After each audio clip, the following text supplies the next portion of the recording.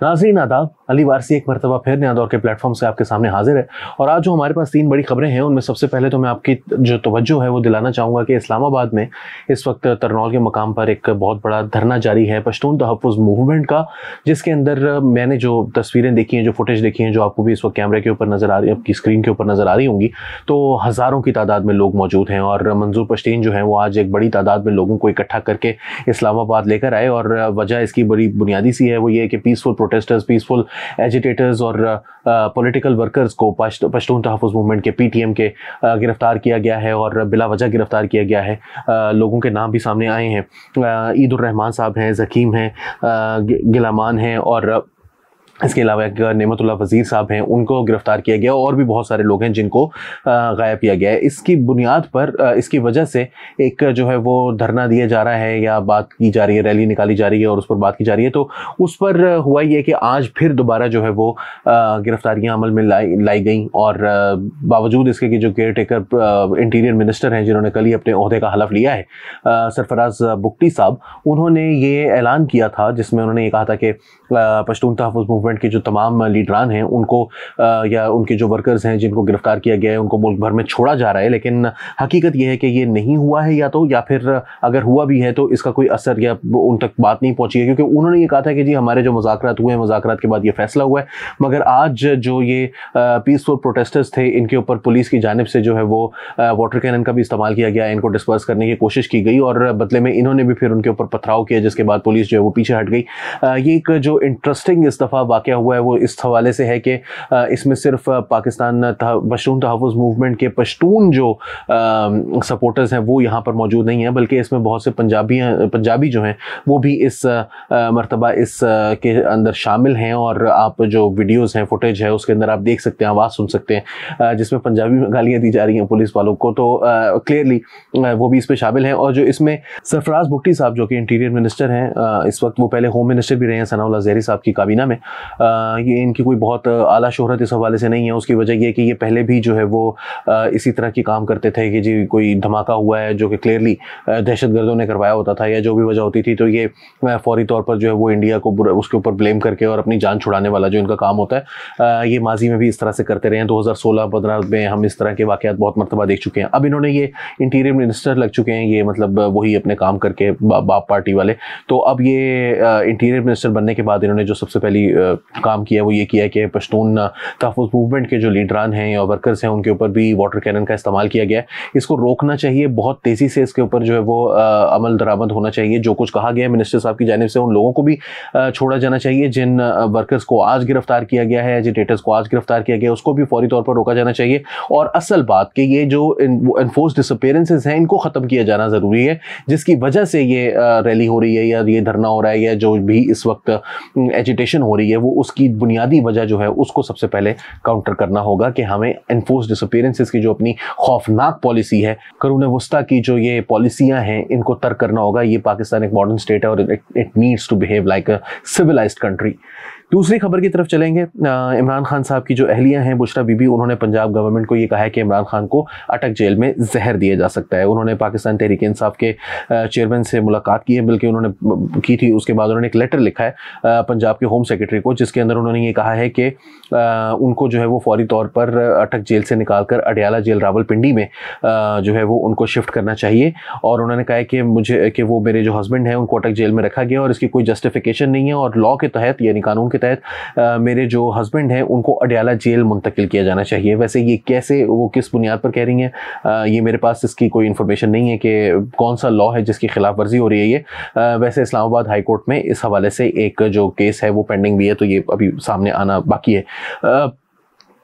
इसके अलावा जो लेटर उन्होंने जो लिखा है उसके अंदर, उसके अलावा उन्होंने ये कहा है कि उनको फौरी तौर पर बी क्लास फैसिलिटीज़ दी जाएं जो कि नहीं दी गई हैं। वैसे जो वो उन्होंने कहा कि वो मेरे हस्बैंड जो हैं वो पाकिस्तान क्रिकेट टीम के फॉर्मर कैप्टन हैं और एक ऑक्सफोर्ड ग्रेजुएट हैं, तो उनको जो है वो एक पॉलिटिकल स्टेटस और उनकी जो सोशल एंड पॉलिटिकल स्टेटस है इन हैसियतों में, और वो फॉर्मर प्राइम मिनिस्टर हैं, जो कि मुझे कम से कम लेटर के अंदर नहीं नज़र आ रहा। शायद उन्होंने, जो स्टोरी मेरे पास है, शायद उन्होंने लिखा भी हो। सबसे बड़ा ओहदा उनका वो है, वो ऑक्सफोर्ड ग्रेजुएट और जो नेशनल क्रिकेट टीम का कप्तान होना नहीं है। तो उन्होंने फिर ये भी कहा है कि जो अटक जेल के अंदर फैसिलिटीज़ हैं वो उनको नहीं दी जा रही हैं, और उन्होंने कहा है कि असैसिनेशन अटेम्प्ट्स जो हैं वो उनकी लाइफ पर पहले भी हो चुकी हैं, उनको कत्ल करने की कोशिशें और दोबारा से भी हो सकती हैं। उनकी ज़िंदगी जो है वो ख़तरे में है, और मेरे शौहर को ये ख़तरा है, मुझे खदशा है, ये खौफ है कि मेरे शौहर को अटक जेल के अंदर जहर दिया जा सकता है। उन्होंने कहा कि वो फॉर्मर प्राइम मिनिस्टर हैं मुल्क के, और उनके इस हैसियत से उनको जो है वो घर का खाना मिलना चाहिए प्रिजन के अंदर। और उन्होंने साथ साथ ये भी कहा है कि 12 दिन जो है वो हो चुके हैं, 48 घंटे के अंदर अंदर जो उनको फैसिलिटीज़ थी वो मिल जानी चाहिए थी, लेकिन उसके बावजूद 12 दिन में अभी तक वो उनको नहीं मिली हैं। जेल मैनुअल के मुताबिक, according to the jail rules, jail के कवानीन के मुताबिक उनके हस्बैंड के जो है वो राइट है कि वो एक मेडिकल एग्जामिनेशन जो है वो प्राइवेट डॉक्टर से हो सकता है, जिसकी जो कि नहीं किया गया, और उन्होंने ये डिमांड किया है कि फैसिलिटीज़ जो हैं वो प्राइम मिनिस्टर को दी जाएं, फॉर्मर प्राइम मिनिस्टर को दी जाएं। इसके हवाले से मैं सिर्फ इतना ही कहूँगा कि अफसोसनाक है जो कुछ साबिक वज़ीर आज़म इमरान खान के साथ हो रहा है। बुशरा बीबी की जो कंसर्न्स हैं वो बिल्कुल वैलिड हैं, बिल्कुल जायज़ हैं, इनको उठाना भी बहुत ज़रूरी है, इनको उठाया जाना चाहिए। उन्होंने बिल्कुल ठीक काम किया है। ताहम मैं एक मरतबा फिर कहूँगा कि पाकिस्तान तहरीक इंसाफ के लोगों को और ख़ास तौर पर इमरान खान साहब को जो कुछ वो माजी में करते रहे हैं उससे तौबा ज़रूर करनी चाहिए। और ये जो उनके पास जेल में टाइम है, या अभी जो उनकी डिस्क्वालिफिकेशन हुई है उसके बाद वो घर में रहेंगे, या उनको मज़ीद लंबी जेल होती है, क्योंकि आज उनके ऊपर एक ऑफिशियल सीक्रेट्स एक्ट की खिलाफ वर्जी का पर्चा जो है वो फाइनली दर्ज हो गया है साइफर के गुम होने की वजह से, और अब इंटरसेप्ट के अंदर स्टोरी आने के बाद। तो इन तमाम मुकदमात की रोशनी में शायद मज़ीद उनको जेल टाइम करना पड़े। जेल टाइम नहीं भी करना होता, सियासत से वो बाहर रहेंगे। इस दौरान उनको ये सोचना चाहिए और सियासी क़यादत के साथ मुल्क की बैठना चाहिए। एक और अफसोसनाक खबर, अफसोसनाक तो कतई नहीं है ये, वो बुनियादी तौर पर बात ये कि अफसोसनाक बात ये कि पाकिस्तान को मज़ीद कुछ पैसे जो हैं वो देने जिनको दे चुका है पाकिस्तान माजी में, ब्रॉडशीट को, कावे मूसवी साहब को, जो कि ब्रॉडशीट को अब हैंडल कर रहे हैं, उन साहब की जानिब से एक अपील आई है पाकिस्तान की सुप्रीम कोर्ट में, जिसके अंदर ये कहा गया है कि जो पैनामा गेट के दौरान जो एक वॉल्यूम 10 था, 10 वॉल्यूम्स की JIT रिपोर्ट थी, उसमें जो वॉल्यूम 10 था जिसको खुफिया रखा गया था, वो अभी तक जो है वो खुफिया ही है। उसको उन्होंने कहा है कि हमें उस तक एक्सेस दी जाए, ये ब्रॉडशीट का कहना है। ब्रॉडशीट जो है ये अब ये भी एक बहुत मज़ेदार केस है, माजी में इसको हम कवर भी करते रहे हैं। 2000 में जब नवाज शरीफ साहब की हुकूमत को तख्ता उल्टा जनरल परवेज़ मुशर्रफ ने, तो उन्होंने नैब के साथ नेशनल अकाउंटेबिलिटी ब्यूरो एक कायम किया गया। पहले भी होता था अकाउंटेबिलिटी ब्यूरो के नाम से, जिसके सैफुर रहमान अलमारूफ एहतसाबुर रहमान जो है वो सरबरा होते थे नवाज शरीफ के दौर में। तो फिर नवाज शरीफ को जब मकाफात अमल से गुजरना पड़ा जनरल परवेज़ मुशर्रफ के दौर में, तो एक जनरल साहब थे, उनको लगा दिया गया नैब का चेयरमैन। उन्होंने जाके कावे मूसवी ये ब्रॉडशीट के साथ एक मुआहदा कर लिया, और वो कंपनी जो थी वो कोई 2 नंबर निकल आई या क्या, मगर एक मुआहदा हो गया। उसके पास एक्सपर्टीज़ नहीं थी, उसके अंदर भी बहुत सारी चीज़ें निकलती हैं। खैर वो ब्रॉडशीट जैसी भी थी, मुआहदा एक हो गया। मुआहदा ये था कि उनको एक बड़ी सी लिस्ट जो है वो फराहम की गई, जिसके अंदर ये कहा गया कि इन लोगों के हवाले से आप जो भी क्रिमिनल प्रोसीड्स इनकी पाकिस्तान से बाहर अगर मौजूद है तो उनको आप निकालें, और उसमें फिर एक परसेंटेज होगी जो कि आपका हक होगा और आपको वो मिलेगी। तो जो ब्रॉडशीट थी उसने इसके ऊपर काम शुरू किया, नहीं किया हमें नहीं पता, मगर 2003 में फैसला ये मामला ये निकला कि जो नैब थी उसने ऑटोमेटिकली वो बंद कर दी। क्यों बंद कर दी? क्योंकि असल जो मकसद था इस सारी प्रैक्टिस का, इस सारी एक्सरसाइज का, वो गालिबन ये था ही नहीं कि हमने जो है वो पाकिस्तान में करप्ट अनासर को पकड़ना है। असल में जो मकसद था वो ये था कि हमने मुस्लिम लीग काफ या मुस्लिम लीग जिना या कोई ऐसी जमात जो कि फ़ौज की जो काली करतूतें हैं, मार्शल लॉ की फ़ौज की जो काली करतूतें थी मुशर्रफ रजीम की, उसको एक पॉलिटिकल कवर फराहम कर सके। उन्होंने उस मकसद के लिए बहुत सारे लोगों को, इसमें 2 पाकिस्तान के फॉर्मर इंटीरियर मिनिस्टर्स भी थे जो कि पहले नैब के अंदर मौजूद थे और फिर बाद में उनके नाम निकाले गए। ये कावे मूसवी खुद जो इस वक्त मदारुल महाम है ब्रॉडशीट के, वो इस बात को जो है वो कन्फर्म कर चुके हैं कि ऐसे 2 फॉर्मर इंटीरियर मिनिस्टर्स पाकिस्तान के परवेज़ मुशर्रफ की गवर्नमेंट में इंटीरियर मिनिस्टर बने, जिनके नाम जो थे वो ब्रॉडशीट के अंदर मौजूद थे, लेकिन बाद में नाम उनके कटवाए गए, कहा गया कि निकाले जाएं। बहरहाल ब्रॉडशीट ने इनकार किया। ब्रॉडशीट ने कहा कि हमें इससे कोई सरोकार नहीं है कि आपकी उनसे पॉलिटिकल डील्स हुई हैं या नहीं हुई, आप हमें हेल्प करते हैं नहीं करते, हम इसको लिस्ट में से नहीं निकालेंगे।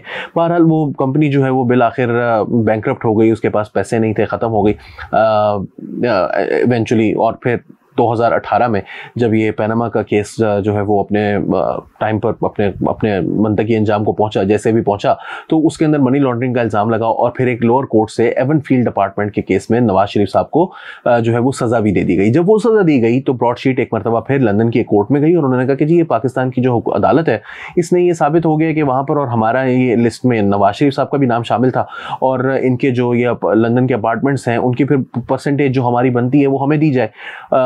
पाकिस्तान की हुकूमत ने नवाज शरीफ साहब से कुछ रिकवर तो किया नहीं था, असल में तो मतलब क्या केस था क्या नहीं था हमें पता ही नहीं आज तक, हकीकत तो कभी, और वो केस अभी तक इस्लामाबाद हाई कोर्ट में पेंडिंग है। लेकिन क्योंकि आपने ये फैसला दे दिया था तो फिर अब वो वहाँ पर चैलेंज भी हुआ और उसकी बुनियाद पर हुकूमत पाकिस्तान को उनको 31 मिलियन डॉलर्स जो हैं वो फराहम करने पड़े, जिसमें से 22 मिलियन डॉलर्स उनका हिस्सा था और फिर 9 मिलियन डॉलर्स उन्होंने जो सारी एफर्ट की थी और जो कॉस्ट उनकी इस केस के लिए हुई थी वो सारी भी इसमें शामिल हुई। वो सारे पैसे भी गए, 31 मिलियन डॉलर पाकिस्तान ने दिए, ये 2020 में उनको ट्रांसफर हो गए।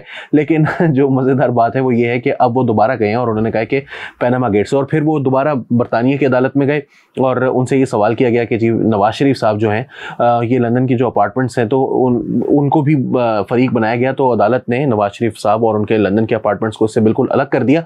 जो हुकूमत पाकिस्तान थी उन्होंने कहा जी आपका क्लेम है कि आपने ये साबित कर दिया, आप उनसे पैसे ले सकते हैं ले लें, लेकिन ये केस जो है वो अब आप ही वापस करेंगे। नवाज शरीफ साहब की मलकियत में भी वो मौजूद है और फिर कुछ ब्रॉडशीट और PMLN के दरमियान भी कुछ लीगल जो है वो मामला चले, जिसमें ब्रॉडशीट को एक आउट ऑफ कोर्ट सेटलमेंट में उनके जो नवाज शरीफ साहब की जानिब से जो लीगल खर्चे हुए थे वो तो वापस करने पड़े, वो उन्होंने वापस कर भी दिए, उनकी जो कॉस्ट थी वो पे कर दी और वो केस ख़त्म हो गया, उनके पास तो कुछ नहीं निकला। नवाज शरीफ साहब जो है वो वहाँ पर तो सुरखरू ठहरे, इसी को कहें, इसको यही कहा जा सकता है इस सारे मामले में। लेकिन हुकूमत पाकिस्तान जो कि पूरी कोशिश कर रही थी, जनरल मुशर्रफ की भी और फिर इमरान खान की भी, उनको मुँह की खानी पड़ी है। अब बहरहाल नवाज शरीफ साहब के लिए एक मुश्किल सूरत हाल पैदा हो सकती है, क्योंकि हमें अभी तक नहीं पता कि इस वॉल्यूम 10 के अंदर क्या मौजूद है।